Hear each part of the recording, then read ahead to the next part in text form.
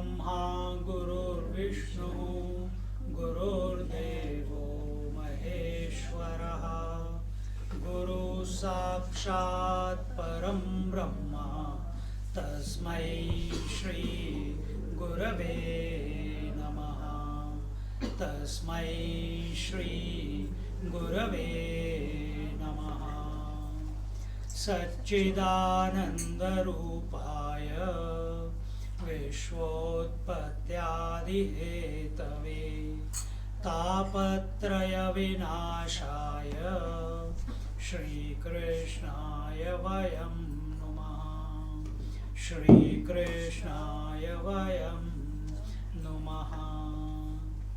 ॐ योऽन्तः प्रविश्य मम वाचमिमां प्रसुप्तां सञ्जीवयत्यखिलशक्तिधरस्वधाम्नाम् अन्याश्च हस्तचरणश्रवणत्वगादीन् प्राणान्नमो भगवते पुरुषाय तुभ्यं। प्राणान्नमो भगवते पुरुषाय तुभ्यं। प्राणान्नमो भगवते पुरुषाय तुभ्यं। सबको पता है पिछली बार कहाँ हमने अपनी प्रेम सागर की यात्रा को पूर्ण विराम दिया था? मुझे भी पता नहीं इसलिए मैं जल्दी आके मैंने चेक किया कि कहाँ पे हम रुके थे। और हमने पिछली बार भस्मासुर, जिसका नाम वृकासुर था, उसको मारा था। अंदर का मरा कि नहीं? तो शिवजी ने उसको वरदान दिया था। उसने तपस्या की थी। जब तपस्या करते हैं तो भगवान के पास कोई और चारा नहीं होता। अगर बच्चा भी आके बार बार मम्मी आप कितनी स्वीट हो, मम्मी आप कितनी लवली हो, मम्मी आप कितनी ब्यूटीफुल हो, वो बेशक वो खूबसूरत ना हो, पर बेटी बोल रही है अच्छा बेटा क्या चाहिए, आपने आप ही बोलती है माँ, तो देना पड़ता है मम्मी चॉकलेट। तो वैसे ही अब ये भस्मासुर, रावण, त्रिपुरासुर, ये सब जो राक्षस असुर जो हैं, ये इतनी तपस्या करते हैं, इतनी तपस्या करते हैं। क्यों तपस्या करते हैं? क्योंकि इन्होंने अपने आप को देह समझा है। जिन्होंने अपने आप को देह समझा है वो तपस्या करते हैं। अब उसमें चॉइस है, या तो आप ऋषि बन जाओ या आप असुर बन जाओ।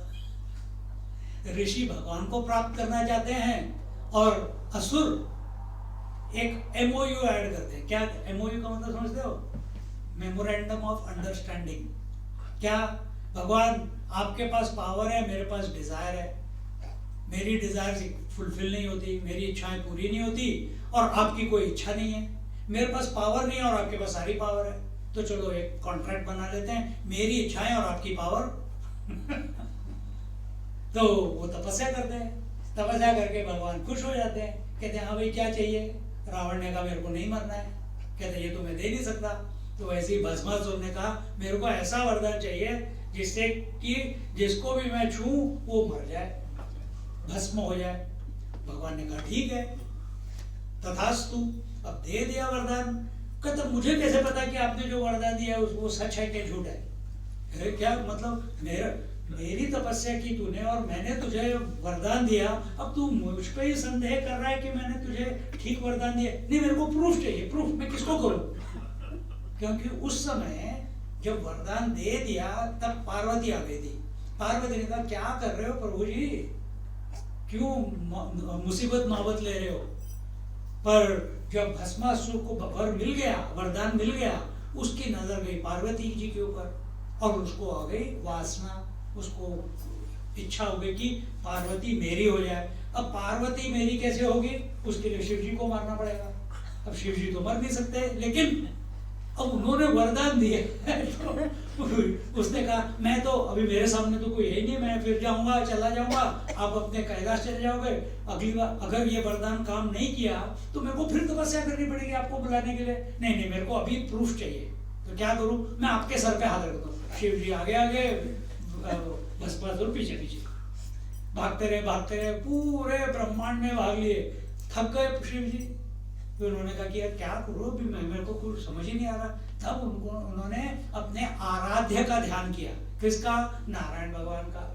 नारायण भगवान ने जैसी उनकी पुकार सुनी, इमीडिएटली, भगवान तो सब जगह ही है ना, तो इमीडिएटली वो एक ब्राह्मण का रूप करके आ गए। कहते कहाँ भाग रहा है तू वृकासुर? भस्मासुर, वृकासुर एक ही नाम है। कहाँ भाग रहा है? कहता शिव जी के पीछे। अरे उसने तो शिव जी की बेटी से शादी की थी, उसको नहीं छोड़ा था। तू पागल हो गया कि शिव जी के सर पे? नहीं, मेरे को प्रूफ चाहिए, मेरे को प्रूफ चाहिए। और इतना मीठी मीठी आवाज से, जैसे बच्चा भी मीठी मीठी आवाज से बात करता है, इसीलिए मम्मी पिघल जाती है ना, उसी तरह से मेरे को खुजली हो रही है। प्रेसिडेंट भी बहुत स्वीट स्वीट बात करते हैं।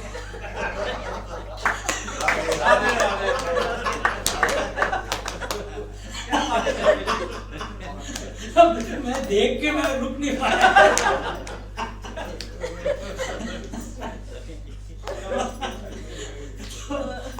सब नारायण के ही अवतार हैं।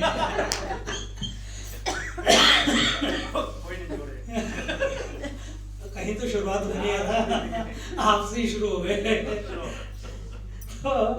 तो इतने मीठे मीठे वचनों के साथ उन्होंने उसको समझाया।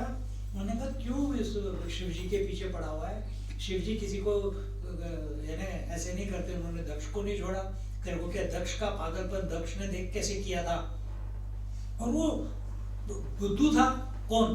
भस्मासुर। तो वो उनके कि ब्राह्मण बोल रहा है इतने अच्छे अच्छे शब्द में, वो मोहिनी हो गए उसको। तो इसको बोलते हैं वशीकरण। एक ये वशीकरण जो है, ये भगवान की एक सिद्धि है। भगवान, ये 6 सिद्धियां होती है। भग जो होते हैं ना, 6 सिद्धियां भगवान की होती है। वो छोटे से छोटा हो जाते हैं, बड़े से बड़ा हो जाते हैं।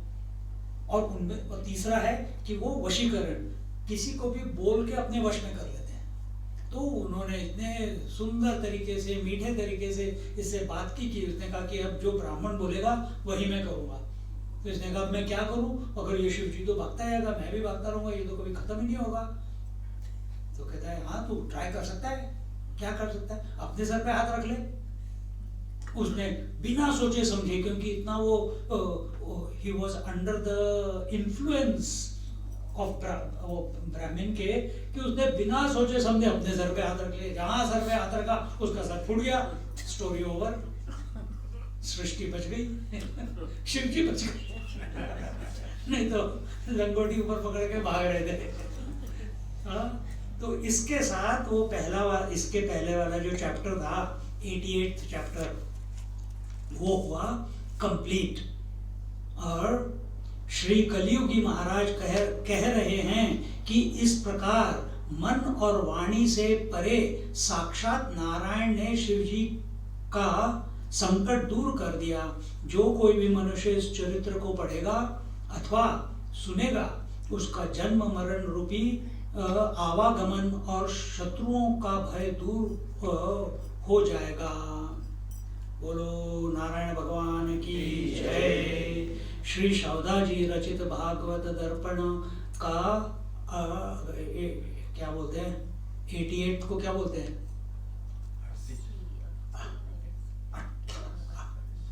80, 81, 82, 83,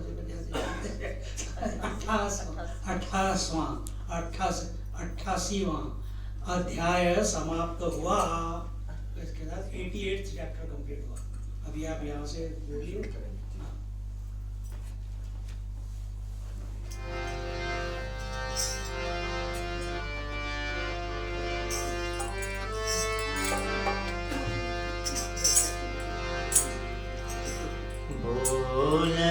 मुनि सरस्वती निकट करत यज्ञ मुनि ध्यान। अज हरि हर श्रेष्ठ को यही कहाँ उठव विचार। राधे प्रिय कृष्ण चंद्र की जय।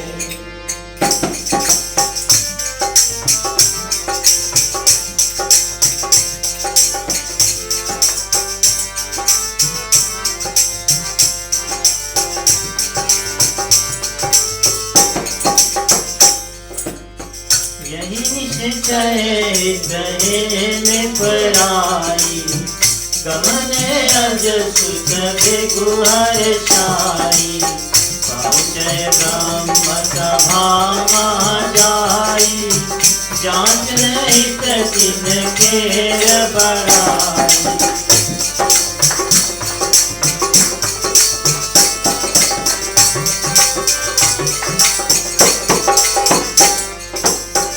नाई प्रणाम कियो ने कारी बहुरिया सुखी नाई तेज प्रकाशित तब यज काई कठुर दया गए में पाई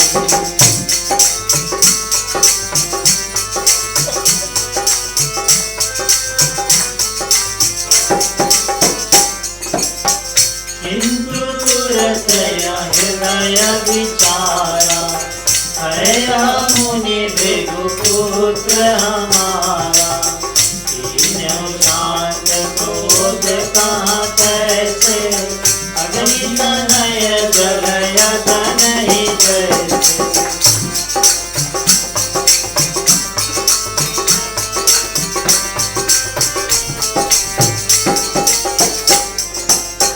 मुनि कैलाश शिखर पाया मिलन एक शिवा जाय कहीं मुनि नहीं कुमार गामी मिलवे भाई नहीं आई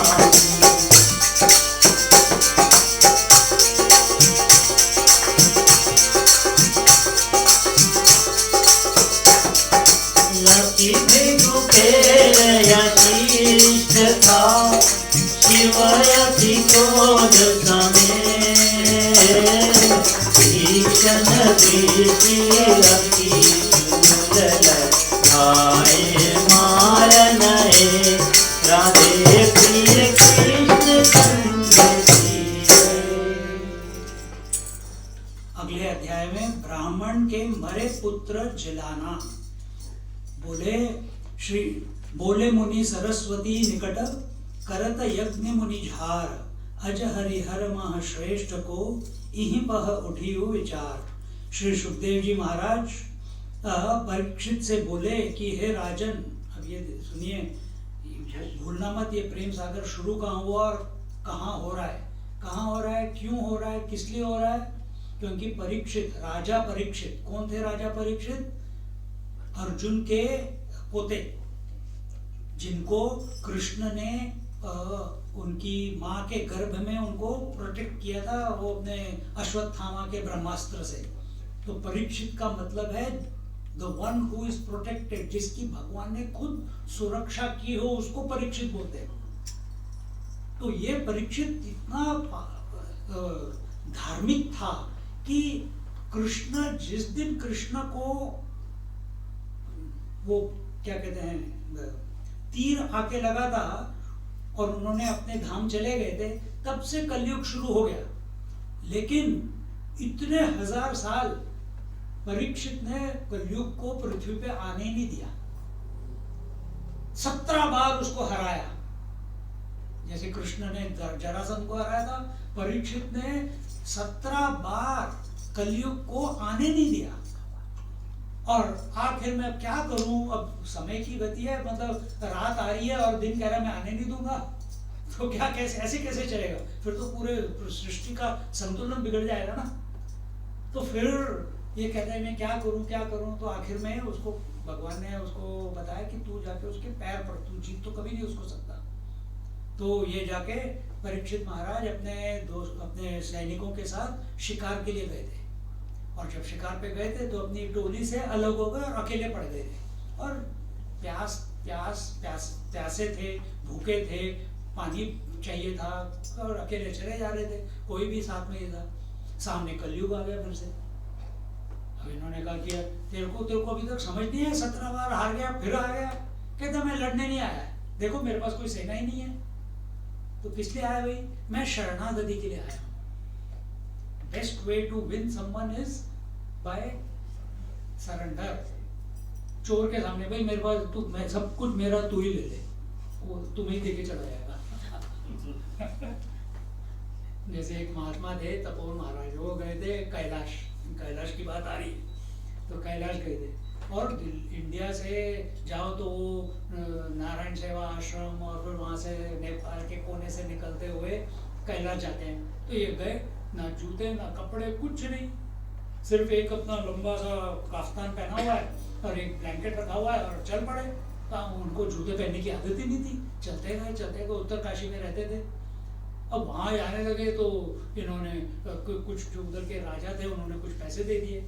अब उनको उनका तो दिल ऐसा था कि कोई दिख जाए, गरीब दिख जाए तो उसको फिर पैसे दे दिए, कपड़े भी दे दिए, सब कुछ दे दिया। फिर वैसे के वैसे ही बेकारी के बेकारी जो वहाँ पहुंचे और ठंड में पड़े हुए थे, बर्फ गिरनी शुरू हो गई और कहीं पे तो उधर के जो कबीले हैं, जो ट्राइबल हैं, उन्होंने देखा, वो तो घुड़सवार होते हैं वहाँ पे, तो उन्होंने देखा कि अरे ये कौन है, उसको उठा के अपने टेंट में ले गए। अब टेंट में ले गए, उसने कहा कि उधर तो क्या खाते हैं, याक मीट खाते हैं, याक वहाँ पहाड़ी बफेलो, उसको ड्राई मारते हैं या मरा हुआ यूज करते हैं, उसका मीट ड्राई करते हैं, उसको नमक लगाते हैं और वो फिर खराब नहीं होता, और उसका बस अपना एक एक टुकड़ा चबाते रहते हैं क्योंकि प्रोटीन चाहिए उनको, उधर तो कुछ उगता ही नहीं।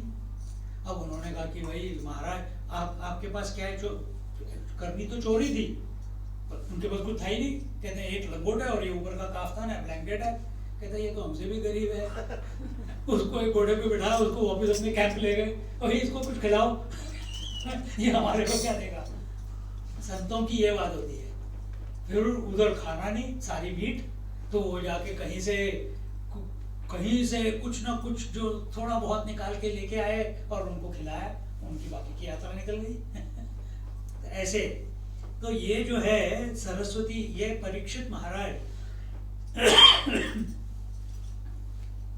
जब इन्होंने कहा कि कलयुग ने कहा कि मैंने शरणागति ली है, तो अब परीक्षित जी का, राजा परीक्षित का एक रूल था कि कोई भी शरणागत आएगा तो मैं उसको शरण दूंगा। तो उन्होंने शरण दे दी। कहते कहाँ जाऊं? उसने कहा तू मदिरा में जा, वैश्याम के पास जा और सोने में जा। तो वहीं से इमीडिएटली कूद के उनके मुकुट में आके बैठ गया, और जैसे मुकुट में बैठा वो थोड़ा सा आगे गए, सामने आश्रम दिखाई दिया। आश्रम में एक साधु तपस्या में बैठे हुए थे, ध्यान में बैठे हुए थे। इन्होंने कहा ओ साधु महाराज नमस्कार, मेरा मुझे बहुत प्यास लगी है, पानी दे दो, मुझे पानी चाहिए। और वो तो ध्यान में बैठे थे, उन्होंने ध्यान नहीं दिया। उनको क्या सुनाई देगा, सुनाई तो क्योंकि एकदम गहरी ध्यान में थे, उन्होंने ध्यान नहीं दिया। इनको एकदम से, क्योंकि कलयुग बैठा हुआ था, इनका दिमाग घूम गया। इन्होंने कहा अरे मैं तो यहाँ का राजा, पूरी पृथ्वी का राजा आके आपसे विनती कर रहा है और आप मेरे को देख भी नहीं रहे, आंख भी नहीं खोल रहे, मेरा सत्कार नहीं कर रहे, कुछ नहीं कर रहे। वहाँ पे सांप का छिलका पड़ा हुआ था, ऊपर का स्किन होता है ना सांप का, वो उठा के उसके गले में डाल दिया। इतने में एक कोई ब्रह्मचारी वहाँ का था आश्रम का, उसने देखा कि किसी ने, इस राजा ने उसके गले में सांप डाल दिया। उसने जाके उनके उस साधु के बेटे को जो स्नान कर रहा था नदी में, उसको जाके बोला कि ऐसे ऐसे कर दिया किसी ने। उस बच्चे ने, वो जो छोटा सा था लेकिन साधु का बेटा था, उसके पास भी काफी तपस्या की शक्ति थी, उसने वही गंगा जी का पानी लिया और संकल्प ले लिया, जिसने भी मेरे पिताजी के साथ ऐसा दुर्व्यवहार किया है वो 7 दिन में तक्षक के काटने से मर जाए। परीक्षित जी महाराज को शाप मिल गया, उनको पता ही नहीं कि उनको शाप मिला है, वो तो चले गए। और फिर जब वो वापस आया तो अब ये सब है, ये जो है ना लिखित है ये पहले से। तो साधु जी को, साधु जो बैठे हुए थे, उनको जब पता चला कि ऐसे सब हुआ है, उन्होंने कहा तू तो बेवकूफ है, तू मेरे बेटा कहलाने लायक नहीं है, ऐसे कैसे तूने बिना शक्ल देखे, पता है किसने मेरे गले में डाला है? वो अपनी पृथ्वी के सम्राट हैं परीक्षित, राजा परीक्षित। अरे अब मैं क्या करूं? उन्होंने कहा अब तू ही जा, इसका पश्चाताप यही है कि तू उनके दरबार में जा इंद्रप्रस्थ में, और उनको जाके बोल कि मैंने ऐसे ऐसे किया है, आप कोई उपाय ढूंढिए इसमें से निकलने का, क्योंकि मुझे तो शाप देना आता है, वापस लेना नहीं आता।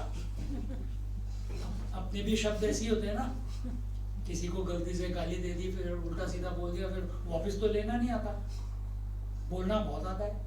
तो वैसी उसकी भी स्टोरी थी।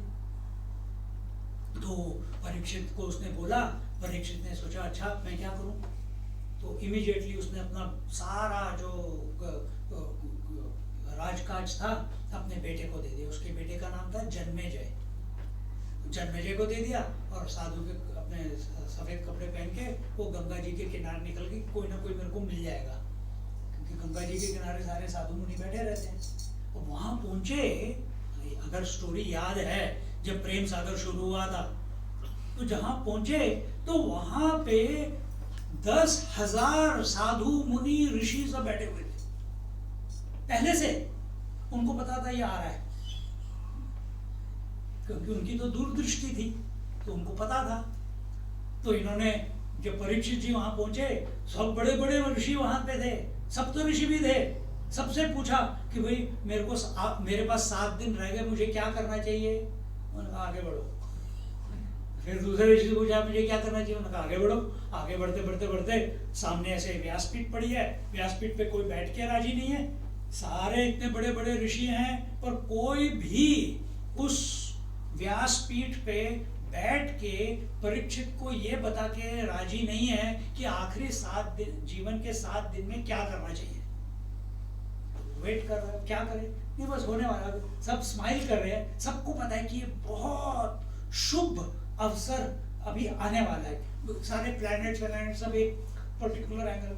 और इतने में पीछे के जंगल में से एक नंगा, एक लंगोट पहने हुए 16 साल का लड़का डंडी लिए, कुछ पता नहीं कहाँ पे ना, कौन था वो थे शुकदेव जी महाराज। और वो कौन थे? वो महर्षि वेद व्यास के बेटे थे, जो 12 साल के बाद अपनी माँ के गर्भ से पैदा हुए थे, और पैदा होते ही चल पड़े, घर में रुके भी नहीं एक दिन, 1 मिनट के लिए भी। बाप को बाप भी नहीं बोला, माँ को माँ भी नहीं बोला, बस चल पड़े उतरते निकलते ही। और इतने दिन घूमने के, 4 साल घूमने के बाद अब इधर पहुंच गए। अब उन्होंने कभी किसी से बात नहीं की, मुंह भी नहीं खोला, किसी से खाना नहीं मांगा, कुछ नहीं, किसी को पता ही नहीं वो 4 साल कहाँ थे। पर इस क्षण वो जंगल में से निकलते हैं, गंगा किनारे आते हैं, और इतनी सारी भीड़ देखते हैं, उनको कोई फर्क नहीं पड़ता, सीधे जाके उस व्यासपीठ पे बैठे सीधे व्यासपीठ पे बैठे और सीधे बैठ के बोलते हैं, बैठ के देख रहे, बस ब्लैंक लुक, भगवान में मस्त थे। तो परीक्षित ने पूछ लिया कि मुझे, जिसके पास आखिरी 7 दिन जीवन के हों, उसको क्या करना चाहिए? तब शुकदेव जी महाराज ने ये शुरू किया, क्या? ओम सच्चिदानंद रूपाय विश्वोत्पत्त्यादि हेतवे तापत्रय विनाशाय श्री कृष्णाय वयं नमः। इस मंत्र के साथ अपना 18,000 श्लोक का भागवत शुरू कर दिया। श्रीमद् भागवतम जो है 18,000 श्लोक है, उसको 7 दिन में उसको समझाया, बताया। वो पूछता गया, ये बताते गए। पहली बार जीवन में मुंह खोला था। क्यों नहीं खोला भाई जीवन में मुंह? क्योंकि जब वो गर्भ में थे, उन्होंने अपने पिताजी को श्रीमद् भागवतम का प्रवचन देते हुए सुना था, तो उनको सब क्लिक हो गया। उन्होंने कहा मेरे को पैदा ही नहीं होना। He kept, वो गर्भ में ही उनको जीवन मुक्ति मिल गई। इसीलिए कोई भी गर्भवती लड़की हो तो उसको सत्संग, भागवत, भजन, कीर्तन इसमें एक्सपोज करना बहुत जरूरी है। हम किस में एक्सपोज करते हैं? सिम्पसन वो फालतू के प्रोग्राम्स, कार्दाशियंस, उसको दिखाएंगे। I want to chill। अरे ये चिल है, प्री नेटल एजुकेशन। इनफैक्ट अपनी महाभारत में तो ये मेरे ख्याल से कहीं पे तो लिखा है, आशुम से महाभारत, और यहाँ ये भी कहा गया है कि संभोग करने के पहले भी सत्संग करना चाहिए। तो संभोग जो होगा, तुम्हारे भी विचार भगवान के प्रति हैं और लड़की के भी विचार प्रभु के प्रति हैं, तो जो वो संभोग होगा, it is an offering to the lord. And जो बच्चा हम कंसीव कर रहे हैं, it is as an offering to the divine, not out of lust. अब सोसाइटी में इतना प्रॉब्लम इसीलिए आता है क्योंकि सब लस्ट से हो रहा है। परीक्षित ऐसे नहीं थे, उन्होंने 7 दिन सुना। और ये जो स्टोरी है पूरी भागवत महापुराण जो चल रही है, ये शुरू होती है तो ये तो इधर का किस्सा। अब कुछ सालों के बाद, कुछ हजार सालों के बाद शौनक आदि ऋषि ये बैठे हुए हैं गंगा किनारे। अब जब वर्षा ऋतु होती है तो सब पहाड़ों से नीचे आते हैं, अब क्या करना है, चलो भाई सत्संग करते हैं। तो यहाँ के बैठ गए। तो सूत जी महाराज आए। सूत कौन है? सूत होता है जिसका बाप ब्राह्मण हो और माता क्षत्रिय हो, उसको सूत बोलते हैं। तो इनको भी राइट है स्क्रिप्चर्स पढ़ने का। और जो भगवान की कथाएं वथाएं करते हैं वो ब्राह्मण लोग कम करते हैं, सूत लोग ज्यादा करते हैं। तो ये आके बैठे। तो ये शौनका जी, उस समय भी 10,000 से ज्यादा ऋषि लोग बैठे हैं। और उन्होंने कहा कि सूत जी महाराज हमें बताइए ये भागवत महापुराण कैसे आई। तो उन्होंने फिर स्टोरी बताई, फिर वह सब चल रहा है। तो अभी यहाँ पे बोल रहे हैं कि श्री सुखदेव जी महाराज परीक्षित से बोले, हे राजन, एक बार सरस्वती नदी तट पर बहुत से मुनि लोग यज्ञ कर रहे थे। उस समय यह प्रश्न उत्पन्न हुआ कि ब्रह्मा, विष्णु और शिव जी में बड़ा कौन है। क्यों? क्योंकि अभी शिव जी को बचाया विष्णु जी ने नारायण भगवान ने। तो जो शिव जी को फॉलो करते हैं वो कहते हैं हम शैवायत हैं, जो विष्णु को फॉलो करते हैं हम वैष्णव हैं, जो शक्ति को फॉलो करते हैं हम शाक्त हैं, हम जो गणपति को फॉलो करते हैं हम गणपत्य हैं, जो कार्तिक को फॉलो करते हैं हम स्कंद फॉलोअर्स हैं। हाँ, तो इस तरीके से लोग अपने अपने भगवान को, अब यहाँ तक कि तुम गुजरात में चले जाओ, उसी विष्णु को अपने नाथ द्वार में गए श्रीनाथ जी के पास, हम तो श्रीनाथ जी के उपासक हैं, हम पुष्टि मार्ग फॉलो करते हैं। नहीं, वो तो नारायण, नहीं श्रीनाथ जी हैं हमारे, तो नारायण भगवान नहीं है तो वो नारायण ही, वही राम है, वही कृष्ण है, वही बुद्ध है, वही सब है। इनफैक्ट यहाँ पे जितने भी लोग बैठे हैं सब वही नारायण है, वही एक ईश्वर है। लेकिन अपनी अपनी क्या बेवकूफी की वजह से हम अपने आप को भगवान से भिन्न समझते हैं। और क्योंकि हम अपने आप को भगवान से भिन्न समझते हैं, फिर वो भिन्नता आपस में भी हम एक्सरसाइज करते हैं कि भाई तू और मैं अलग अलग है। और जहां अलगपन आ जाता है वहां इच्छा पैदा होती है। अब आप मेरे से अलग नहीं हो तो मुझे आपको जानने की इच्छा ही नहीं होगी, है ना। आपको अपने शरीर की इच्छा होती है कि काश मेरा हाथ मेरा हो जाए, वो तो पहले से ही है कि नहीं। और अगर कहीं गलती से जीभ को दांतों ने काट लिया तो क्या तुम दांत उखाड़ के फेंक देते हो? नहीं, दांत भी मैं हूँ, जीभ भी मैं हूँ। वही दांत फिर जीभ को जाके सहलाते हैं और ठीक कर देते हैं। तो ये फिर सोसाइटी में क्यों नहीं होता? क्योंकि मैं और तुम अलग अलग, हम अपना एकपन हमने देखा ही नहीं है। भगवानों की सब फोटो लगा रखी है, पर ये ध्यान नहीं कि सबके सब एक ही हैं। अगर मान लेते हो कि ये सब एक हैं, तो वो जो भगवान की कृपा आपके अंदर से बहेगी बाहर, उसमें आपकी दृष्टि का परिवर्तन हो जाएगा। आप सबके साथ सामान्य भाव से, अपनेपन से, बिना किसी क्या कहते हैं काम, क्रोध, लोभ, मोह, मात्सर्य, ना ही किसी अट्रैक्शन, लस्ट, डिजायर, इन्फैचुएशन, ये सब कुछ खत्म हो जाएगा। That is pure love. ये शुद्ध प्रेम है और वो आता है एकत्व से। और परीक्षित महाराज ने जो 7 दिन वहां पे बैठे, उन्होंने सिर्फ सुना, उन्होंने कोई साधना की नहीं, सिर्फ सुने। और सुनने के बाद जब वो 7वें दिन तक्षक आया, तक्षक आने के पहले परीक्षित महाराज ने मुक्ति पा ली थी।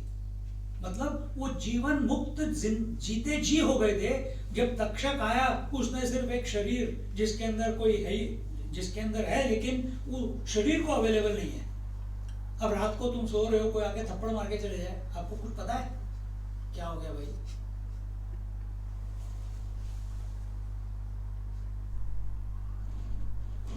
क्यों तुम करते हो मेरे को लेक्चर के समय? हाँ, उन्हें कोई फोन कर रहा था, वो फिर वो टेक्स ओवर द रिकॉर्डिंग। नहीं कोई बात नहीं, उनकी गलती नहीं है, हमको क्या पता कि ट्यूसडे को लेक्चर है। अच्छा मैं क्या बता रहा था, फोन की बात नहीं, काम की बात करो। नहीं द्वैत नहीं, मैं सुनता ही बता रहा था क्या। हाँ, जहाँ अपना शुद्ध प्रेम की बात कर रहे थे हम, तो शुद्ध प्रेम क्या है, जहाँ पे मैनीनेस नहीं है। अगर हम भगवान के शरणागत हुए हैं, अपना दृष्टि परिवर्तन होना बहुत जरूरी है। और अगर दृष्टि परिवर्तन नहीं हुआ है, हम अपने प्रेम भक्ति में, अपने प्रभु के प्रति प्रेम में कहीं ना कहीं हमारे में शॉर्ट कमिंग है, हम चूक रहे हैं कहीं पे। देखो, और प्रेम, शुद्ध प्रेम मतलब क्या, अनकंडीशनल लव। अनकंडीशनल लव का मतलब क्या, ये नहीं कि सबको जाके किस करते रहो, इसको शुद्ध प्रेम नहीं बोलते। शुद्ध प्रेम का मतलब है उसकी अभिव्यक्ति क्या है, उसका एक्सप्रेशन क्या है, अपने बड़ों के प्रति रिस्पेक्ट एंड रेवरेंस, अपने इक्वल के प्रति फ्रेंडलीनेस, अपने छोटों के प्रति फॉरगिवनेस, और क्रिमिनल्स के प्रति बात नहीं करनी, दूर रहो उनसे। नहीं मैं जेल में जाके उनको रिफॉर्म करूंगा। तुम चोर बन जाओगे, वो नहीं रिफॉर्म होगा। तुम मर्डरर बन जाओगे, वो रिफॉर्म नहीं होगा। और अगर करना है तो फिर नारायण भगवान की तरह भस्मासुर को खुद भस्मा होने दो। तो वैसी पावर रखो अपने पास, है ना। चलो अब आगे बढ़ते हैं। उस समय यह प्रश्न उत्पन्न हुआ कि ब्रह्मा विष्णु और शिव जी में बड़ा कौन है। ये तो जब तक सृष्टि है तब तक ये प्रश्न चलते रहेगा, इसका कोई इतनी बार ये प्रश्न पूछा गया है क्योंकि पुराणों में है, तो मतलब पूछा गया है। और कंफ्यूजन लोगों में, मनुष्य में ये कंफ्यूजन हमेशा ही रहेगा। भगवान ने उत्तर देंगे अभी, लेकिन कंफ्यूजन हमेशा रहेगा, क्योंकि जब तक हम वो क्या कहते हैं, एकत्वता नहीं देखेंगे हर चीज में, जब तक कि हम भगवान को पूरी तरह से शरणागत नहीं हो जाते, तब तक ये प्रश्न का सॉल्यूशन नहीं है। तो अब आगे क्या बोलते हैं, यही निश्चय हित हे नृपुराई, गमने अभज सुत भृगु हर्षाई, पहुंचे ब्रह्म सभा महा जाई, जांचन हित तिनकेर बढ़ाई। हे राजन, इस बात का निश्चय करने के लिए ब्रह्मा जी के पुत्र श्री भृगु जी वहां से चल दिए, और वह सबसे पहले अपने पिता ब्रह्मा जी की सभा में उनके बड़प्पन की जांच करने को जा पहुंचे। ना ही प्रणाम कियो उन काही, कीनि बहुरी स्तुति हूँ नाही, तेज प्रकाशित अब अजकाही, कुछ रिस आई गई उन पाही। उन्होंने ब्रह्मा जी को न तो प्रणाम किया और न फिर उनकी स्तुति ही की। तब तो तेज से प्रकाशमान श्री ब्रह्मा जी ने उनके ऊपर कुछ क्रोध हो आया। भृगु जी तो ब्रह्मा जी के पुत्र थे, मानस पुत्र थे, जैसे बाकी 7 ऋषि हैं उनमें से एक भृगु जी हैं। तो इन्होंने तो टेस्ट करना था, ये तो टेस्टिंग के लिए गए थे। हर शिष्य भी भगवान को, शिष्य क्या, तुम लोगों ने भी भगवान को टेस्ट किया होगा, किया कि नहीं किया, सच सच बताओ। पूजा की, मैं इतना दक्षिणा दूंगा, मेरा बेटा 12th पास हो जाए, 2 रुपए देते हो और 2 रुपए तो इतना बड़ा फल मानते हो। भगवान भी 2 ही सब्जेक्ट पास करता है। फिर समझ आता है, अरे यार 10 रुपए रखता है, 10 सब्जेक्ट पास हो जाता है। तो हमारा भी कॉन्ट्रैक्ट भगवान के साथ चलता रहता है। हम भगवान के पास भगवान के लिए नहीं जाते, हम भगवान से अपनी इच्छाएं पूरी करने के लिए जाते हैं। किसी दिन गेम चेंज कर दो, भगवान के पास जाओ सिर्फ भगवान के लिए। कौन सा आपने अभी, कौन पुजारी जी थे, आपने सबसे आखिर का मंत्र कौन सा बोला था, कायेन वाचा ऐसे कुछ बोला था ना, क्या है वो, मंत्रहीनम क्रियाहीनम, वैसे भक्तिहीनम, जो भी आगे चल रहा है, मेरे को कुछ नहीं पता, मुझे कुछ नहीं पता, वो अच्छी बात है, ऐसे बोलना भी चाहिए।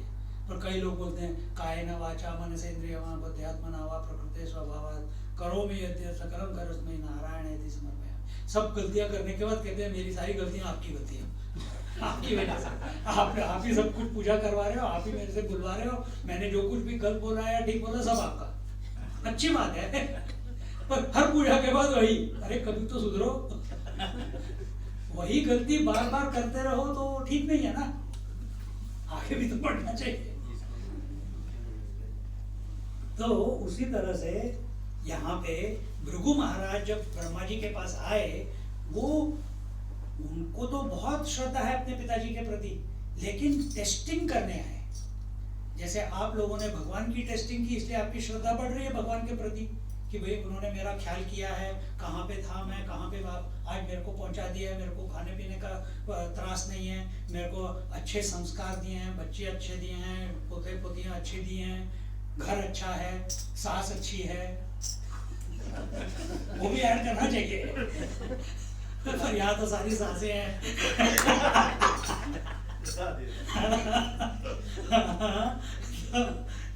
तो भगवान का चाह, भगवान आपकी बहुत कृपा है, बहुत कृपा है, बहुत कृपा है। तो आपने टेस्ट कर लिया पूरे जीवन में, इसलिए आप मंदिर भी आते हैं। जिसके जीवन में सिर्फ गड़बड़ी होती जा रही है, उसने इतना भगवान का किया फिर भी कुछ ठीक नहीं हुआ, तो वो भगवान को छोड़ दे नास्तिक बन जाता है ना। होता है ऐसे, कई सबके साथ नहीं होता पर काफियों के साथ होता है, आपको जानते भी होंगे किसी ना किसी को। तो उसी तरह से शिष्य भी अपने गुरु को हमेशा जांचता है। कुछ शिष्य होते हैं जो ब्लाइंड फेथ, कुछ लोग भगवान के प्रति ब्लाइंड फेथ कि भगवान है बस मेरे को कुछ समझना समझना नहीं है। कुछ लोग जांच पड़ताल करते हैं कि है भी कि नहीं, मेरे लिए कुछ कर सकता है कि नहीं कर सकता। तो उसी तरह से शिष्य भी अपने गुरु को चेक करता है कितना जानता है ये। तो उसी तरह से पुत्र भी अपने पिताजी को देखता है कि ये कितने पानी में और कितना दूध में है। तो ये जाके जब ये प्रश्न आया ब्रह्मा विष्णु महेश, इसने जाके सबसे पहले अपने पिताजी को ही जाके जानना शुरू कर दिया। तो जाके बोलता है कि उन्होंने ब्रह्मा जी को न तो प्रणाम किया और न फिर उनकी स्तुति ही की, और ब्रह्मा जी थोड़े हाथ दुबले हो गए कि किंतु तुरत यह हृदय बेचारा है, यह मुनि भृगु पुत्र हमारा। बाप तो बाप ही रहा ना, कुछ भी कर ले, माँ वो चोर हो, डकैत हो, किलर हो, फिर भी माँ मेरा पुत्र है। तो वैसे ही ब्रह्मा जी भी यहाँ पे कीन्यहु शांत क्रोध कह कैसे, अग्नि तनय जल अग्नि ही जैसे। किंतु तुरंत ही उनके हृदय में यह विचार उत्पन्न हो गया कि आखिर यह भृगु हमारा ही तो पुत्र है। अतः उन्होंने अपने क्रोध को उसी प्रकार शांत कर लिया कि जिस प्रकार अग्निदेव अपने पुत्र जल को पाकर शांत हो जाते हैं। ये समझने वाली बात है कि आकाश पिता है, पुत्र क्या हुआ? हाँ, आकाश पिता है तो पुत्र क्या हुआ? पुत्र हुआ वायु। वायु पिता है तो पुत्र क्या हुआ? अग्नि। अग्नि पिता है तो पुत्र क्या हुआ? जल। जल पिता है तो पुत्र क्या हुआ? पृथ्वी। तो यहाँ पे इसलिए ये कौन थे? शैदा जी महाराज यहाँ पे लिख रहे हैं कि जिस प्रकार अग्नि, जिसके जो नेचर है भड़कना, आग बबूला होना, आग उसका नेचर ही वैसा है कि कोई भी पास आए तो जला दे। लेकिन जब उनका पुत्र वायु वरुण देवता उनके पास आता है तो वो शांत हो जाते हैं। तो उसी तरह से ब्रह्मा जी भी शांत हो गए सोच के कि ये मेरा ही तो पुत्र है।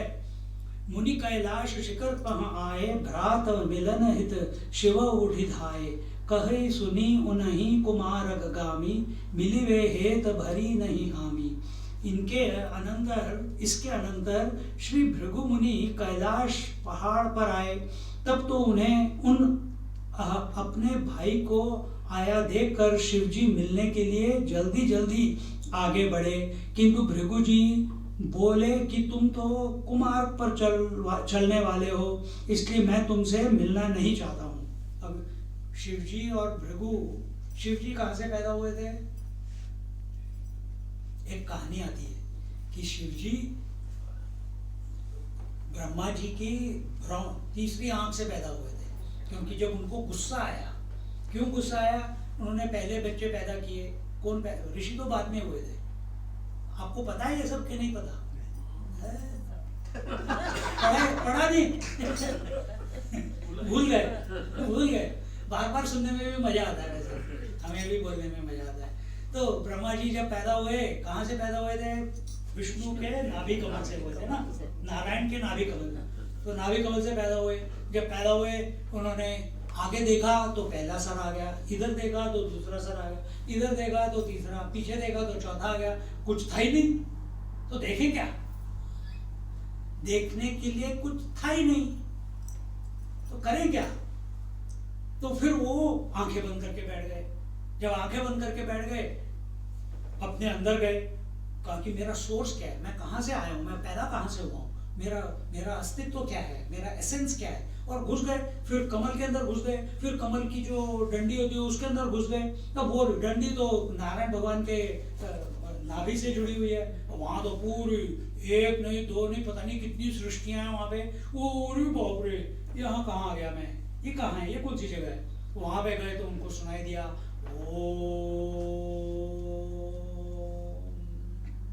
और फिर उधर से आकाशवाणी हुई, तपस्या करो तपस्या करो। 1621 1620। अच्छा, उस समय 16 इंग्लिश भी बोलते थे? नहीं, हिंदी में बोला। 16 16वां और 21वां। तो 16वां शब्द संस्कृत वर्णमाला में, देवनागरी स्क्रिप्ट में 16वां शब्द जो है वो है त, और 21वां है प। तो क्या हो गया? तप। तपस्या करो तपस्या करो। ये वापस आ गए और बैठ के तपस्या करने लग गए। अब तपस्या करने लगे तो अंदर से पता चला कि भाई सृष्टि बनाओ, तुम्हारा काम, तुम्हारा जॉब डिस्क्रिप्शन क्या है? मेरा जॉब डिस्क्रिप्शन क्या है? अभी बकबक करना। आपका क्या है? सोना।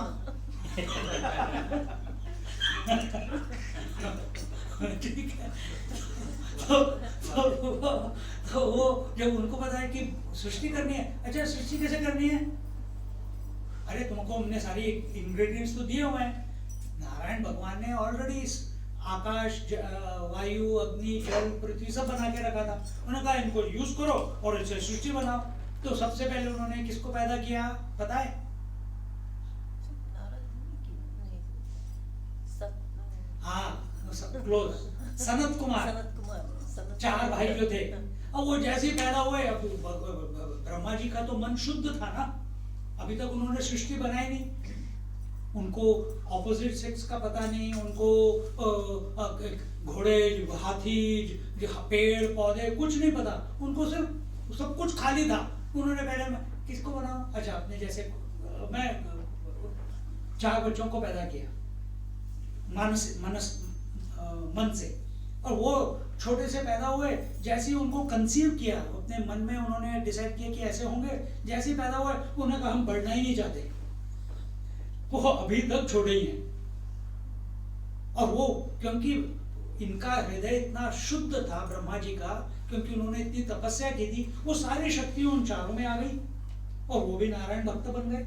उनको वैकुंठ में डायरेक्ट एंट्री है, कभी भी जाएंगे कभी भी आएंगे। उन्होंने तो जय विजय को शाप दिया था कि भाई तुम 3 बार राक्षस बनोगे। तो एक बार वो रावण और कुंभकर्ण बने, दूसरी बार कौन बने? हाँ, हिरण्याक्ष और हिरण्यकश्यप पहले, फिर रावण और कुंभकर्ण, तीसरा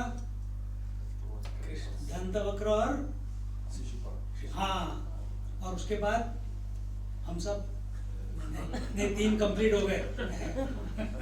3 कंप्लीट हो गए। पर वो तो वैसे एकदम भक्त निकले। ये तो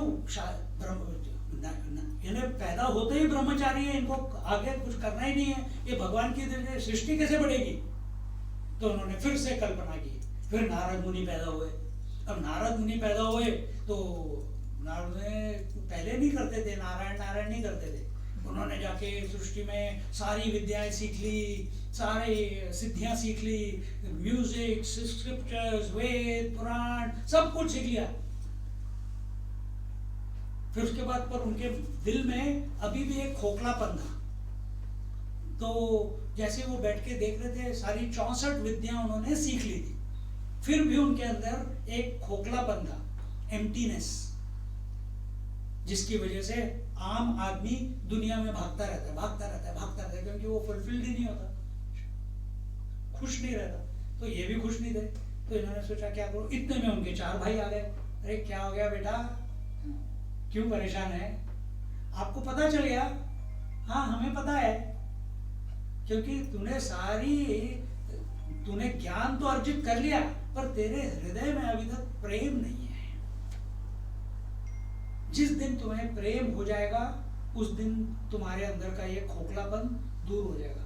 अब आप देखो, आप जीवन में खाना खाते हो संतुष्ट होने के लिए, शादी करते हो संतुष्ट होने के लिए, बच्चे पैदा करते हो संतुष्ट होने के लिए, कपड़े खरीदते हो संतुष्ट होने के लिए, बड़े होते हो कि छोटे बच्चे होते हो अपने पेरेंट्स के जूते पहनते हो, बड़े होते हो तो you want to be young again. कहां से इतनी सारी रिस्पॉन्सिबिलिटीज आ गई है ना।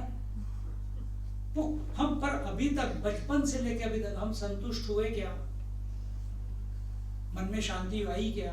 हमारी इच्छाएं सारी पूर्ण हुई क्या? नहीं हुई ना। वही हाल नारद मुनि का था। तो उनके जो 4 भाई थे बड़े, सनातन, उन्होंने कहा तुझे हृदय में प्रेम नहीं है। तो कहते मैं प्रेम कैसे रहूं? तो उन्होंने उसको बोला ओम नारायणाय, ओम नमो नारायणाय, इसका जप कर, अपने आप प्रेम तेरे हृदय में भर जाएगा। अब ये उसको बोला है, इसका मतलब हमें भी वही करना चाहिए। और हम क्या करते हैं? ओम श्री पत्न्यै नमः, ओम श्री हस्बैंड्यै नमः, ओम श्री पत्न्यै नमः, ओम श्री पत्न्यै नमः, ओम श्री गर्लफ्रेंड्यै नमः। हम कहाँ लगे रहते हैं। अब संतुष्टि कैसे आएगी?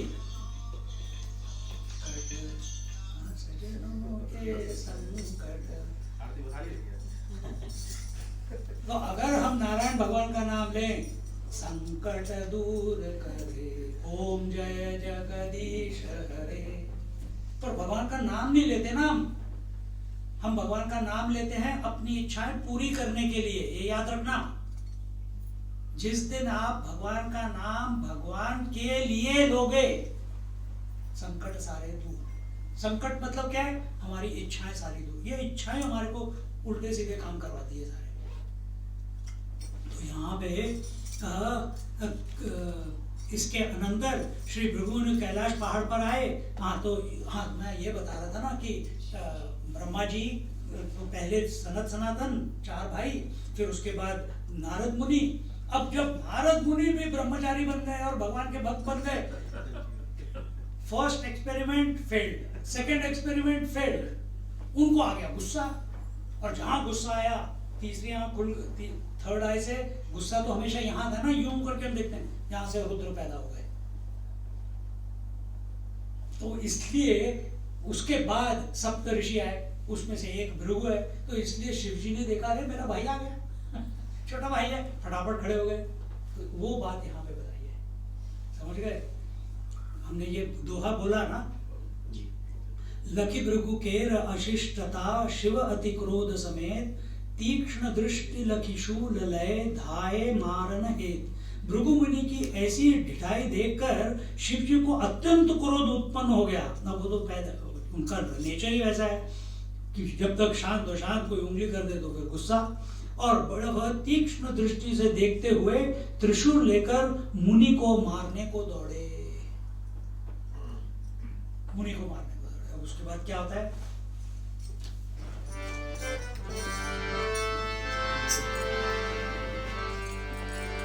ओम जय श्री राधा, ओम जय श्री कृष्ण, श्री राधा कृष्णाय नमः, श्री राधा कृष्णाय नमः। ओम जय श्री राधा, राधा राधा, ओम जय श्री कृष्ण, कृष्ण कृष्ण, श्री राधा कृष्णाय नमः, श्री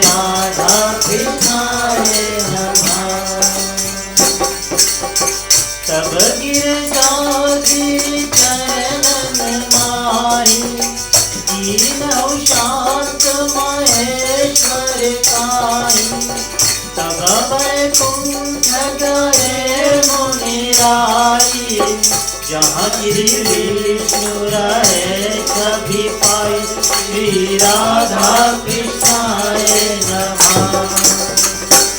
ओम जय श्री राधा राधा राधा, ओम जय श्री कृष्ण कृष्ण कृष्ण, श्री राधा कृष्णाय नमः, श्री राधा कृष्णाय नमः। श्री श्री अंक धरय काला, करनि शयन यस दीन दयाला, लाज लई भृगु हरि उर माही, उठी बैठे सवलय श्री काहि, श्री राधा कृष्णाय नमः।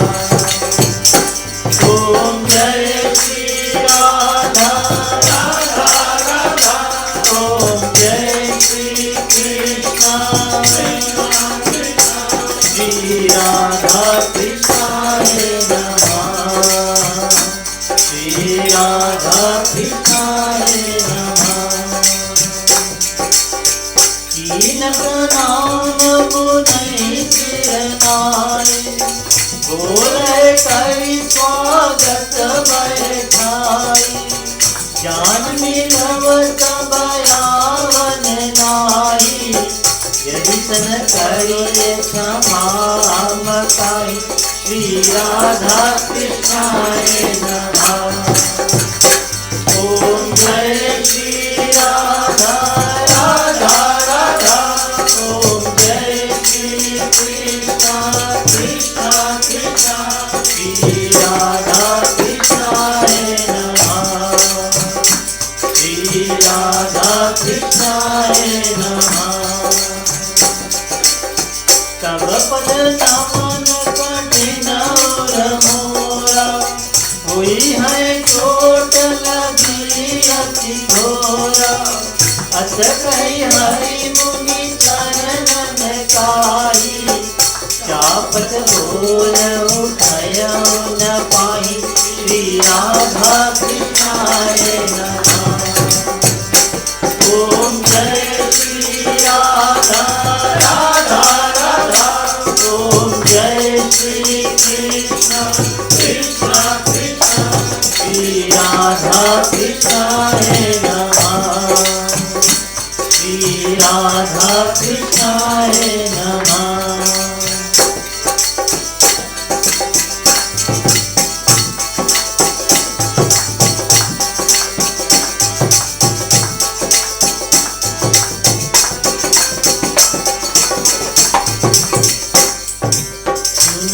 करत सुखी कीर्तनौ, करि चरणोदक सोय प्रभु, सकल लोक पालन सहित, की जय पावन मोय राधे कृष्ण चंद्र की जय।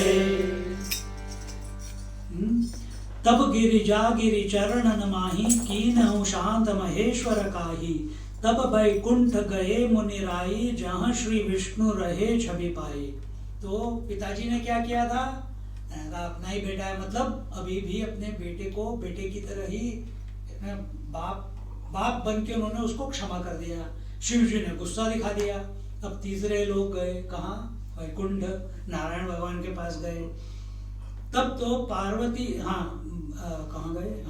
तब तो पार्वती जी ने शिव जी के चरणों पर गिरकर उनके क्रोध को शांत कर दिया। तब भृगु जी वहां से चलकर वैकुंठ में पहुंचे, जहां पर श्री भगवान विष्णु विराजमान थे। वहां क्या किया उन्होंने? सिरश्री अंक घरे तिहि काला, करहि शयन अस दीन दयाला, लात दुही भृगु हरि उर माही, उठी बैठे सो लय श्री काहीं। उस समय दीनों पर दया करने वाले भगवान विष्णु श्री लक्ष्मी जी की गोद में सिर रखे हुए कुछ सो जैसे रहे थे। भगवान सोते नहीं है, ध्यान में होते हमेशा, योग निद्रा होती है उनकी। सो रहे थे, कैसे लिखते हैं? हाँ, यह देखते ही भृगु जी ने उनकी छाती पे एक लात मारी। टेस्ट कर रहे हैं, devotee is testing the Lord. ये हमारे अंदर जो परंपरा है ना कि भगवान को भी टेस्ट कर ले, ये वहीं से आ रही है।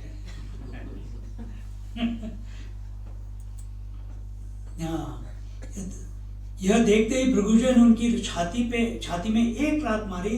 तब तो भड़बड़ाकर लक्ष्मी जी के सहित तुरंत उठकर खड़े हो गए।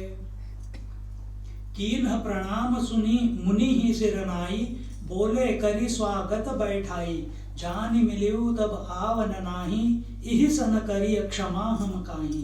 फिर भगवान ने मुनिराज को प्रणाम किया तथा आदर पूर्वक उन्हें आसन पर बैठाकर बोले कि हे भगवान, आपका आना हम जान नहीं पाए, अतः आप हमें क्षमा करें। अब तीनों भगवान हैं, ब्रह्मा विष्णु महेश। उसमें ब्रह्मा जी किसके देवता हैं? क्रिएटर है ना, सृष्टि के क्रिएटर है। पर हमारे भी 3 लोग हैं। कौन से लोग हैं हमारे? भूर्भुवः स्वः नहीं, जो आप रोज आते हो। कौन से 3 लोग हैं? जागृत, स्वप्न, सुषुप्ति। जागना, सपने लेना और सोना, ये 3 है ना। सब अलग अलग है। आप दिन में सपने लेते हो, स्वामी जी चैलेंज मत करो, हम अभी भी ले सकते हैं। तो एक जागृत, अभी हम सब जगे हुए हैं, आई होप। जब सोने जाएंगे तो नींद में जो सपने आते हैं वो स्वप्न लोक। और जब जहां मन में कोई भी विचार नहीं होता, गाढ़ी नींद, सब अंधकार ही अंधकार, पर आनंद सबसे ज्यादा, उसको हम निद्रा लोक बोलते हैं, सुषुप्ति लोक बोलते हैं। तो शिवजी जो हैं वो नींद के लोक के भगवान हैं। ब्रह्मा जी जो हैं वो सपने के लोक के भगवान हैं। और विष्णु जो हैं वो जागृत, अभी जो जगे हुए हैं, इसके भगवान हैं। तो ब्रह्मा जी क्रिएट करते हैं, विष्णु जी मेंटेन करते हैं। तो हम सबसे ज्यादा मेंटेन है तो इक्वली, लेकिन सबसे ज्यादा हम जागे रहते हैं ना। तो इसलिए कहा जाता है कि ध्यान में सो मत, सत्संग में सो मत। ये क्या करो? विष्णु का भगवान, क्यों बाकियों का नाम ना लो। शिव जी को ध्यान करोगे तो फटाफट नींद आ जाएगी, योग निद्रा आ जाएगी, या ध्यान में लग जाओगे। दोनों तरफ जा सकते। ब्रह्मा जी को याद करोगे तो सिर्फ एक प्रोजेक्ट के बाद दूसरा प्रोजेक्ट, दूसरे प्रोजेक्ट का तीसरा प्रोजेक्ट, चौथा प्रोजेक्ट। क्योंकि ब्रह्मा जी का काम ही है क्रिएट करते रहो। तुम भी क्रिएट करते रहते हो। एक घर से दूसरा घर, दूसरे घर से 4 घर, 4 घर से 8 घर, 8 घर से, यार पता नहीं है, तो गवर्नमेंट का हमको कुछ सपोर्ट ही नहीं करती। 10 घर हो गए फिर भी गवर्नमेंट सपोर्ट नहीं करती। क्रिएशन। पर विष्णु भगवान मेंटेनेंस। भगवान कहते हैं, विष्णु भगवान है, भगवत गीता, अनन्यास चिंतयन्तो माम ये जना पर्युपासते तेषा नित्याभियुक्तानां योगक्षेमं वहाम्यहम्। जो सब कुछ छोड़ के मुझे ध्यान करता है, उसके पास जो है उसका मैं रक्षण करता हूं, और जो उसको जरूरत है वो मैं उसको देता हूं। ये मेरा हमारा श्लोक नहीं, भगवत गीता में भगवान ने खुद बोला है कृष्ण को, अनन्यास चिंतयन्तो माम, ढूंढ लो। और हम क्या है, हमको अभी भी हम टेस्ट ही कर रहे हैं भगवान को। क्यों? सब कुछ मेरे को करना, मुझे करना, मुझे करना। भगवान कह रहा मैं तेरे को सब कुछ देने का तैयार हूं, तू मुझे याद कर, बस तू मुझे पाने की कोशिश कर, जो मेरा वो तेरा। ब्रह्मांड भी राजी नहीं है। हमको तो बस, हमने वो लटका हुआ गाजर दिखाई देती है, बस भागते रहते उसके पीछे। एक शेर, दूसरा शेर, एक घर, दूसरा घर, एक बच्चा, दूसरा बच्चा, पोता पोती, ब्रेकफास्ट, फिर ब्रेकफास्ट खत्म नहीं हुआ, ये गाजर लटकी हुई गधे के सामने लगाते हैं गाजर, गधा करता ही रहता है, चलता ही रहता है, गाजर खाने को नहीं मिलती। वैसे ही हमारा है, खाना अभी ब्रेकफास्ट खत्म नहीं हुआ, पहली प्लानिंग शुरू रहती है, यार लंच के लिए क्या बनाएंगे। इन्हें ब्रेकफास्ट का आनंद ही नहीं लिया, पहले ही सोच रहे हैं लंच क्या करेंगे। लंच करने बैठे, डिनर क्या करेंगे या स्नैक्स क्या करेंगे? पकौड़े बनाएंगे, ब्रेड पकौड़े बनाएंगे। बस इसी में तो अगर किसी के पास भी संतुष्टि होती, किसी के पास भी संतुष्टि होती तो अपने आप में प्रसन्न रहेगा।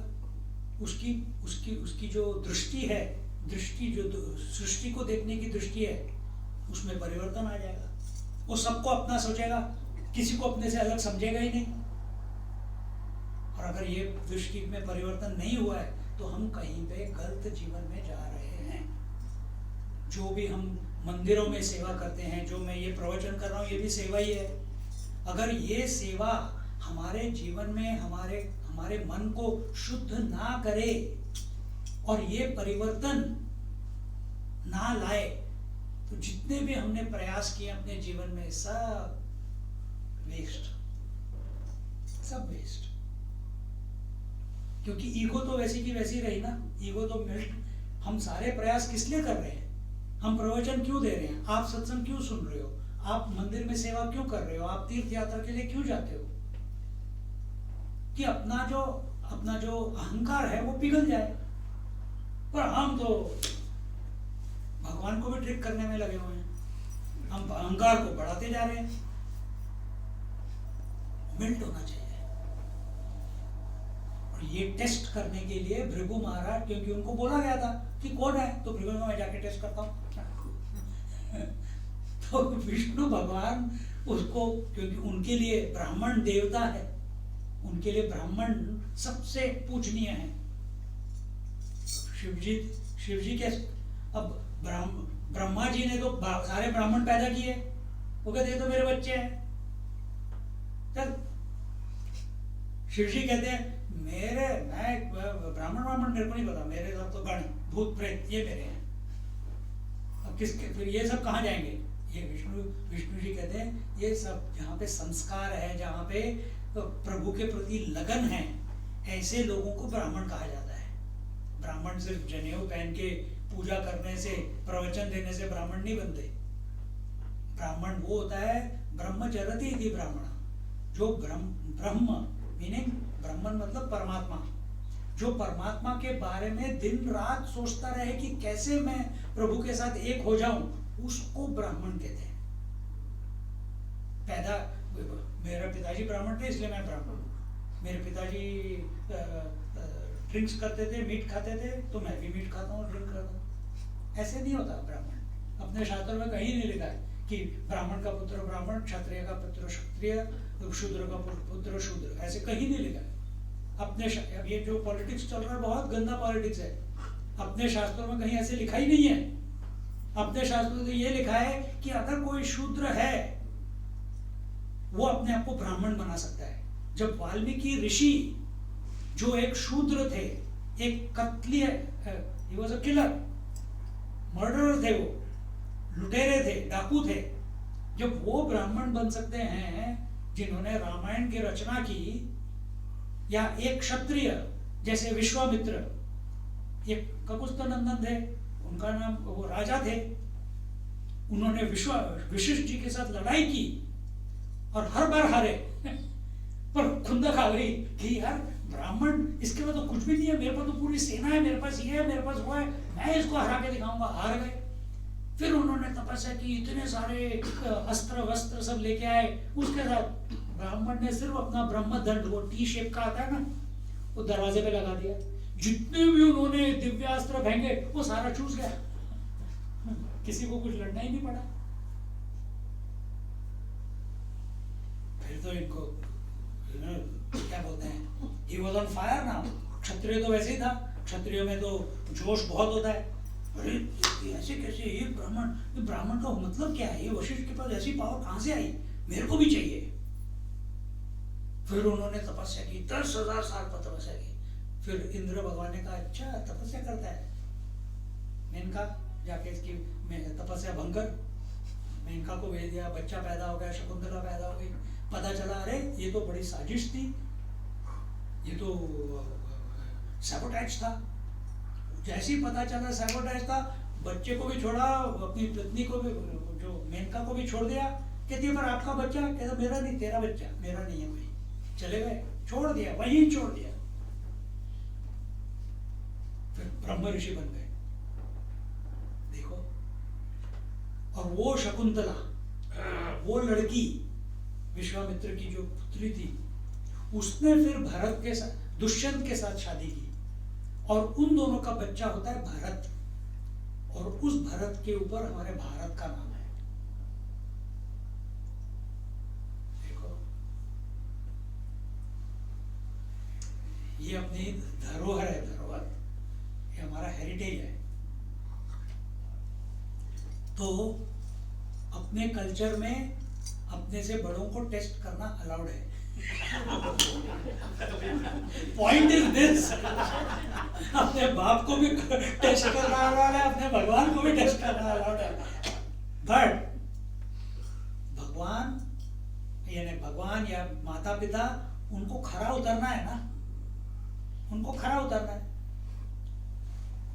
तो यहां क्या होता है, तव पद नम्र कठिन उर मोरा, हुई है चोट लगी अति घोरा, हस कही हरि सुनी हरि मुनि, चरण न काही, चापत बोली उठे उन पाही। बोले आपके चरण अत्यंत कोमल हैं और हमारी छाती बहुत कठोर है, इसलिए आपके चरण में भयानक चोट अवश्य आई होगी। ऐसा कहकर भगवान विष्णु भृगु जी के चरण पकड़कर उन्हें दबाते हुए उनसे कहने लगे। देखो कितनी विनम्रता, कितनी विनम्रता।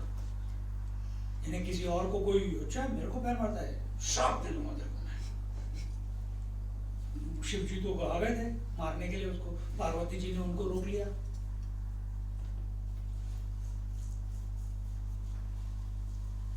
विष्णु भगवान इस हमेशा समत्व में रहते हैं।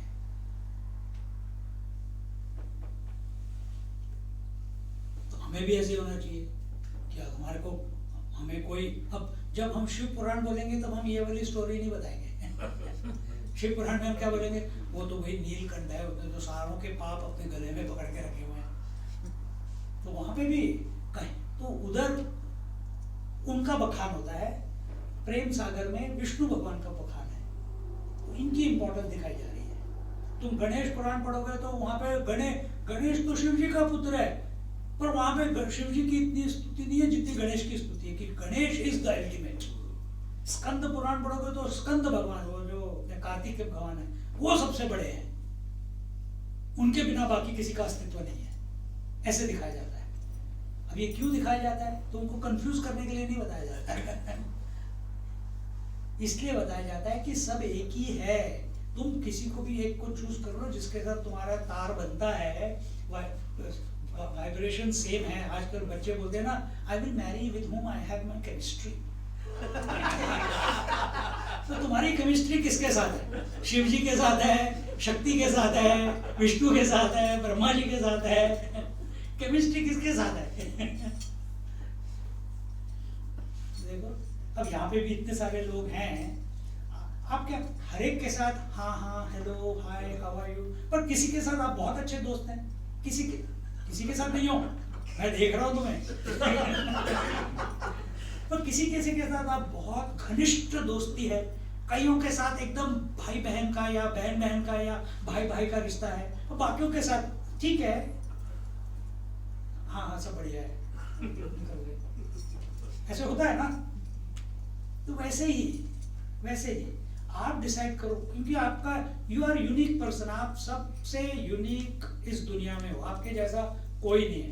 अगर गोरे लोग बोलते हैं कि ऐसे अपने जैसे दो और हैं, उनको ढूंढ के दिखा। साइंटिस्ट जो बोलते हैं ना कि there are 2 people like you in this on this planet, उनको ढूंढ के लाके दे, तब तक बिलीव मत करो। क्या बिलीव करो कि I am the most unique. अगर मैं सबसे यूनिक हूं तो फिर उसका फायदा उठाओ। आपके जैसा कोई नहीं है, वैसे भगवान के जैसा भी कोई नहीं है, भगवान के जैसा भी कोई नहीं है। शिव जी जैसा, विष्णु कभी शिव जी जैसे हो ही नहीं सकते, शिव जी विष्णु के जैसे नहीं हो सकते। देखो, फिर भी कहीं कहीं वो कभी और स्टोरी आएगी कहीं, फिर भी विष्णु भगवान मोहिनी अवतार ले ही लेते हैं।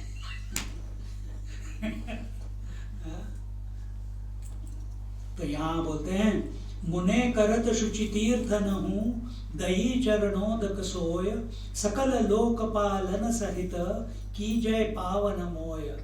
हे मुनिराज, तीर्थों को भी पवित्र करने वाले अपने चरणों का जल प्रदान करके मुझ में निवास करने वाले समस्त लोकपालों के सहित मुझे पवित्र कीजिए। कौन कह रहे हैं ये? कौन कह रहे हैं? विष्णु नारायण भगवान भृगु जी को बोल रहे हैं। इन हिज आईज, उनके नेत्रों में, उनके हृदय में ब्राह्मण के प्रति इतना आदर, सम्मान, रेवरेंस है। और जब तक वो रेवरेंस नहीं होगा ना, तब तक आप अंट शंट बोलते रहोगे। अभी देखो ये ऑस्ट्रेलियन पार्लियामेंट में क्या हो रहा है, इसीलिए हो रहा है क्योंकि इस सोसाइटी में औरतों के प्रति वो आदर सम्मान नहीं है। You will not believe it, India में लेडीज को, फीमेल्स को 1947 में वोट करने का राइट मिल गया था। ऑस्ट्रेलिया में फीमेल्स को, फीमेल जेंडर को 1968 में वोट करने का राइट मिला है, और आप इसको एडवांस सोसाइटी बोलते हो। सोचिए जरा। So you are far ahead from where you come. तुम्हारी जो धरोहर है, 1968 they gave, otherwise woman was considered a second class citizen. इसीलिए ये attitudes are culminating in this type of behavior in the parliament. और अपने तो सनातन धर्म में देखो, शक्ति को Ardhanarishvara, she is part and parcel of Shiv ji. तो यानी man and woman are equal. अपना तो कृष्णा राधा, अभी जो भजन चल रहा है, राधा कृष्णा एक दूसरे के बिना पूरक है ही नहीं, अलग हो ही नहीं सकते, वो एक दूसरे को पूरा करते हैं। तो that is the equality that our culture teaches. तो ऐसे श्री भगवान नारायण उस ब्राह्मण, कौन है ब्राह्मण? एक तो मैंने आपको बोला जो ब्राह्मण वो है जो भगवान के बारे में हमेशा चिंतन करता रहता है। दूसरा कौन है ब्राह्मण? वो क्या करता है? ब्राह्मण वो है जो पैसे के लिए नहीं जीता। तीसरा कौन है ब्राह्मण? जो शास्त्रों का अध्ययन करता रहता है। और जो ये सब नहीं करता वो पोंगा पंडित है।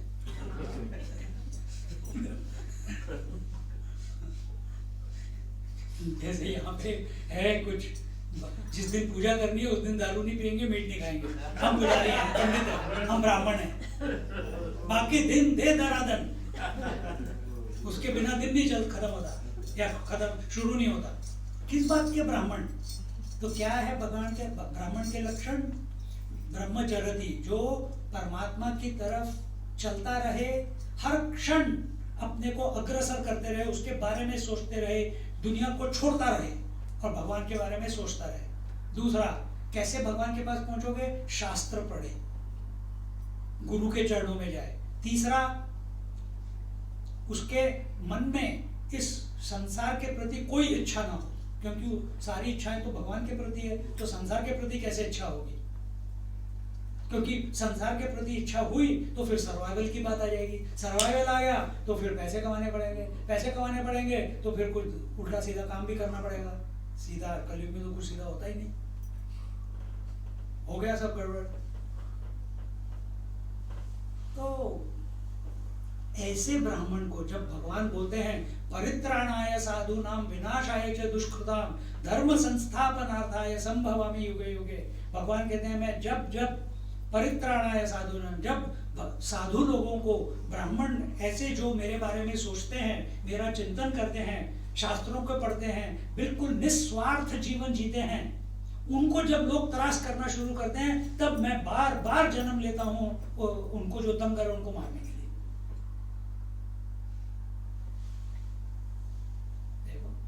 तो ये सोसाइटल रिस्पॉन्सिबिलिटी है, ये सोसाइटल रिस्पॉन्सिबिलिटी है कि जो आदमी जीवन में किसी से कुछ नहीं मांग रहा है, सिर्फ दे रहा है, उसको सोसाइटी ने उसकी जो रिक्वायरमेंट्स हैं वो they should take care of it. वो सन्यासी लोग, साधु लोग, ब्राह्मण लोग, पर आजकल अभी मेरे पास तो 2-3 लोग आए हैं, उन्होंने घर में रहते हैं, उन्होंने मेरे चैंटिंग वैंटिंग सीखी मेरे से, और फिर किस पूजा भी सीखी, और पूजा कर सीख के उन्होंने कहा स्वामी जी, एक दिन आए, एक औरत आई यहाँ पे करती है पूजा, कहती है स्वामी जी आज से मैं पूजा करना शुरू कर रही हूँ। मैंने कहा बहुत अच्छी बात है, नहीं ऐसे शास्त्रों में नहीं लिखा कि औरत को नहीं करना चाहिए। मैंने कहा तुम्हारे मन में डाउट हो रहा है तो फिर मत करो। कहते नहीं, मैंने कहा जब लेडी टाइम होता है तब नहीं करना है, बाकी सब ठीक है। तो फिर क्या कैसे करूँ? मैंने कहा जहाँ पे भी पूजा करनी है पैसे किसी से नहीं लेने, जो दक्षिणा मिले ले लो, पर शादी के लिए मैं इतने पैसे चार्ज करती हूँ, सत्यनारायण पूजा के लिए इतने करती हूँ, अगर रुद्र हवन करना है या कोई और हवन करना है, गणपति हवन करना है, गायत्री मंत्र हवन करना है तो इतने पैसे। बिजनेस बना देते हैं लोग। और उसने किया, ऐसे 2-3 लोगों को मैंने अभी यहाँ पे शुरू किया, उन्होंने किया और उनके अंदर इतना बड़ा परिवर्तन आ गया, और भगवान ने उनको भरपूर दिया है, भरपूर, पर उनका मन शुद्ध हो गया क्योंकि उनके अंदर कोई इच्छा ही नहीं है, जो मिलता है। तो मैंने कहा फिर कैसे करूं? मैंने कहा ये देखो कि जो भी तुम पूजा कर रही हो वो भगवान का तुम्हारे लिए बुलावा है कि मैं तुम्हारे को अपॉर्चुनिटी दे रहा हूं मुझे मेरे बारे में सोचने की। तुम ये मत सोचो कि तुम किसी घर का भला कर रहे हो, ये मत सोचो कि किसी फैमिली का भला कर रहे हो। भगवान करता है भला, हम नहीं भला कर सकते, हम सेवा कर रहे हैं। तो हम किसकी सेवा कर रहे हैं? उन लोगों की सेवा नहीं कर रहे, हम भगवान की सेवा कर रहे हैं। तो भगवान हमें अपॉर्चुनिटी देता है, तुम भगवान की सेवा करने के लिए फिर उसके लिए रिटर्न भी मांगोगे। जब ऐसा दृष्टिकोण रखते हैं हम, तब शुद्धिकरण होता है अपने मन का, अपने मन के विचार फिर बदलने शुरू हो जाते हैं। अपने आप हमें प्रभु अपनी तरफ खींचना शुरू कर लेता है, क्योंकि हमको कुछ चाहिए नहीं, हमको तो सिर्फ उसको याद करना है, पूजा कर रहे हैं, उसको प्यार से नहला रहे हैं, उसको प्यार से कपड़े पहना रहे हैं, उसको प्यार से चंदन टीका लगा रहे हैं, सब कुछ प्यार से, कुछ चाहिए ही नहीं हमें।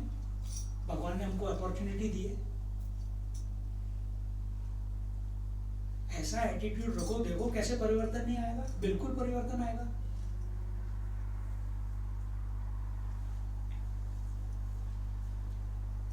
तो जब भगवान ब्राह्मण के प्रति इतने विनम्र हो सकते हैं, खुजली हो रही है मेरे को, फिर प्रेसिडेंट सबके प्रति और विनम्र होना चाहिए।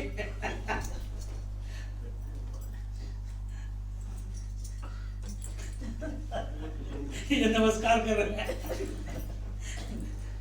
सोचो, I'm not pointing you out, it's everywhere, it's an opportunity to learn कि भगवान जब अपने भक्त के प्रति इतने विनम्र हैं कि उसके पैर जाके धो रहे हैं कि भाई मेरी छाती इतनी हार्ड है कि तेरे कोमल पैरों को चोट लग गई होगी।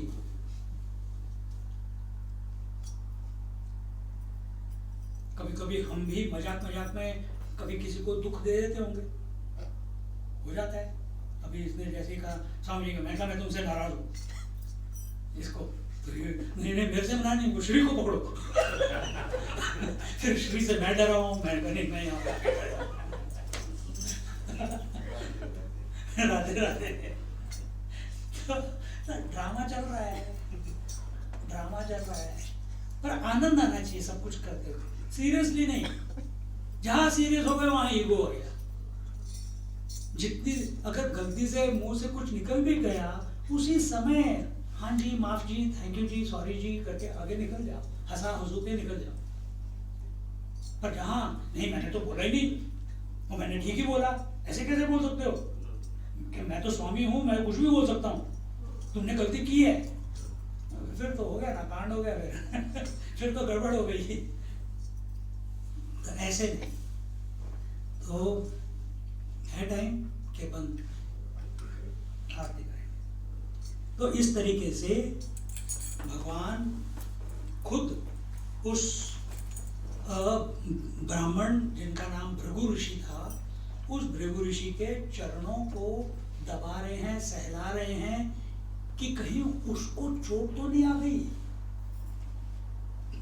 जो कभी तुम देखो, अगर आप कभी बद्रीनाथ गए, बद्रीनाथ नहीं तो वृंदावन आप कभी जाओ, या कुछ पुजारी ऐसे हैं कहीं कहीं पे हमको मिलते हैं, वो इतने प्रेम से प्रभु, ये तो मूर्ति है धातु की बनी हुई है, पर उनकी दृष्टि में यही में राम है, और वो उस मूर्ति को लेके या बाल कृष्ण को लेके इतने प्यार से उसको नहलाएंगे, उसको पहुंचते समय भी ऐसा इतना ध्यान देंगे कि उसको कहीं खरोंच ना आ जाए, फिर कपड़े भी ऐसे पहनाएंगे कि अरे एकदम यानी कहीं ये तो मिट्टी का है या पत्थर का है या लोहे का है, चलो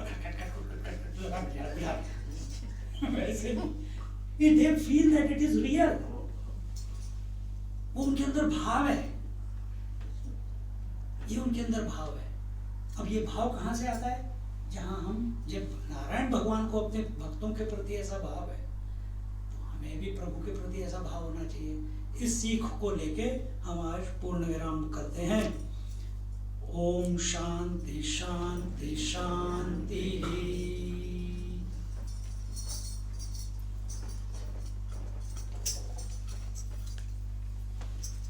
एक कीर्तन से फिर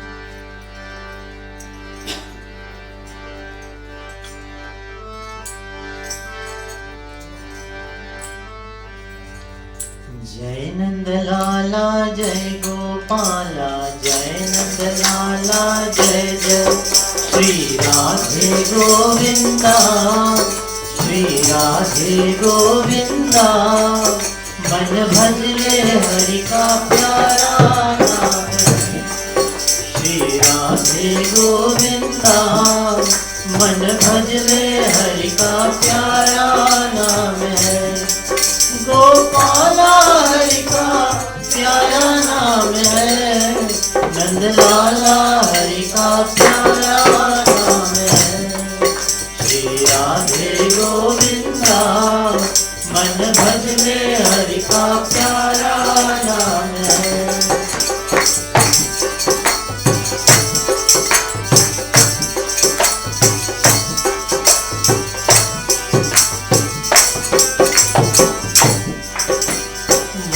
मुकुट सिर गए गलमाला, केसर तिलक लगाए, ओ केसर तिलक लगाए, वृंदावन की कुंज गलिन में सबको नाच नचाए, ओ सबको नाच नचाए, श्री राधे गोविंदा, मन भजले हरि का प्यारा नाम है, गोपाला हरि का प्यारा नाम है, नंद लाला हरि का प्यारा नाम है।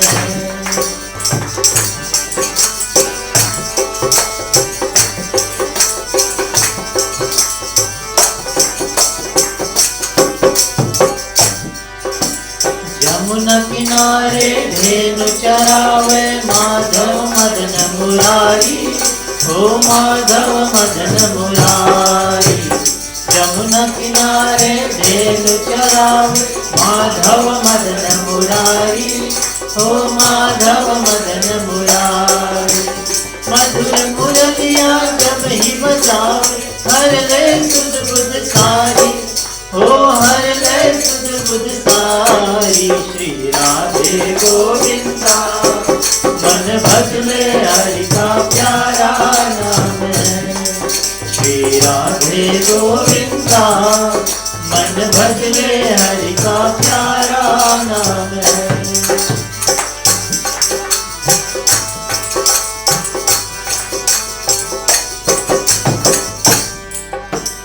गिरधर नागर कहती मीरा, सूरप श्यामल भाया, ओ सूरप श्यामल भाया, गिरधर नागर कहती मीरा, सूरप श्यामल भाया, ओ सूरप श्यामल भाया, तुकाराम और नामदेव को विठ्ठल विठ्ठल गाया, ओ विठ्ठल विठ्ठल गाया। श्री राधे गोविंदा मन भज ले हरि का प्यारा नाम है। श्री राधे गोविंदा मन भज ले हरि का प्यारा नाम है।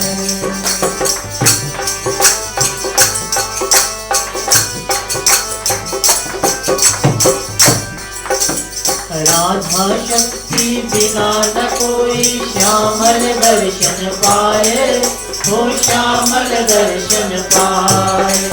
राधा शक्ति बिना न कोई श्यामल दर्शन पाए, हो श्यामल दर्शन पाए।